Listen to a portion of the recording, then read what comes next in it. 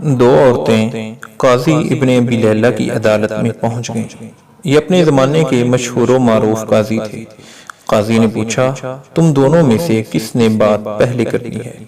ان میں سے بڑی عمر والی خاتون نے دوسری سے کہا، تم اپنی بات قاضی صاحب کے آگے رکھو۔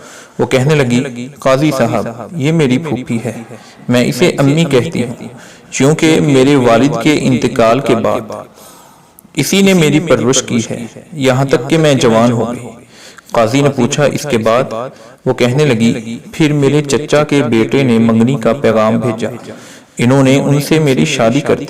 میری شادی کو کئی سال گزر گئے، ازدواجی زندگی خوب گزر رہی تھی۔ ایک دن میری یہ پھوپھی میرے گھر آئی اور میرے شوہر کو اپنی بیٹی سے دوسری شادی کی آفر کر لی، ساتھ یہ شرط رکھ لی کہ پہلی بیوی یعنی میں کا معاملہ پھوپھی کے ہاتھ میں سونپ دے۔ میرے شوہر نے کنواری دوشیزہ سے شادی کے چکر میں شرط مان لی۔ میرے شوہر کی دوسری شادی ہوئی، سہاگ رات کو میری پھوپھی میرے پاس آئی اور مجھ سے کہا، تمہارے شوہر کے ساتھ میں نے اپنی بیٹی بیاہ دی ہے، تمہارا شوہر نے تمہارا معاملہ میرے ہاتھ سونپ دیا ہے، میں تجھے تیرے شوہر کی وکالت کرتے ہوئے طلاق دیتی ہوں۔ جج صاحب، میری طلاق ہو گئی۔ کچھ عرصے کے بعد میری پھوپھی کا شوہر سفر سے تھکے ہارے پہنچ گیا۔ وہ ایک شاعر اور حسن پرست انسان تھا۔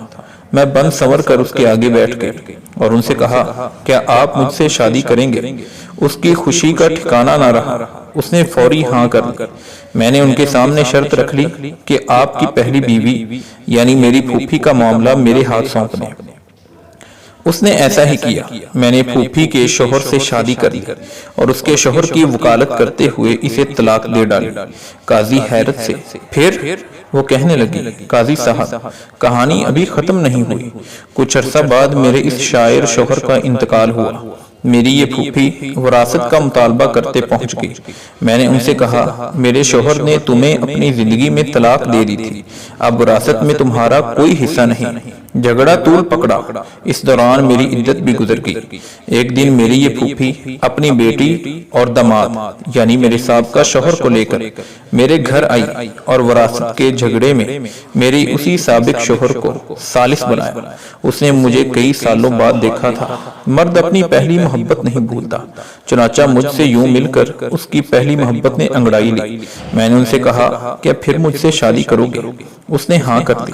میں نے ان کے سامنے شرط رکھ لی کہ اپنی پہلی بیوی یعنی میری پھوپھی کی بیٹی کا معاملہ میرے ہاتھ میں دے دیں۔ اس نے ایسا ہی کیا۔ میں نے اپنے سابق شوہر سے شادی کر لی اور اس کی بیوی کو شوہر کی وکالت کرتے ہوئے طلاق دے دی۔ قاضی ابن ابی لیلہ سر پکڑ کر بیٹھ گئے، پھر پوچھا، اس کیس میں اب مسئلہ کیا ہے؟ میری پھوپھی کہنے لگی، قاضی صاحب، کیا یہ حرام نہیں ہے کہ میں اور میری بیٹی دونوں کی یہ لڑکی طلاق کروا چکی، پھر میرا شوہر اور میری بیٹی کا شوہر بھی لے اڑی؟ اسی پر بس نہیں، دونوں شوہروں کی وراثت بھی اپنے نام کر لی۔ قاضی ابن ابی لیلہ کہنے لگے، مجھے تو اس کیس میں حرام کہیں نظر نہیں آیا۔ طلاق بھی جائز ہے، وکالت بھی جائز ہے۔ طلاق کے بعد بیوی صاحب کا شوہر کے پاس دوبارہ جا سکتی ہے، بشرطے کے درمیان میں کسی اور سے اس کی شادی ہو کر طلاق یا شوہر فوت ہوا ہو۔ تمہاری کہانی میں بھی ایسا ہی ہوا ہے۔ اس کے بعد قاضی نے خلیفہ منصور کو یہ واقعہ سنایا۔ خلیفہ ہنس ہنس کر لوٹ پوٹ ہو گئے اور کہا، جو کوئی اپنے بھائی کے لیے گڑھا کھودے گا خود اس گڑھے میں گرے گا۔ یہ بڑھیا تو گڑھے کی بجائے گہرے سمندر میں گر گئی۔ یہ واقعہ کتاب الجواہر میں موجود ہے۔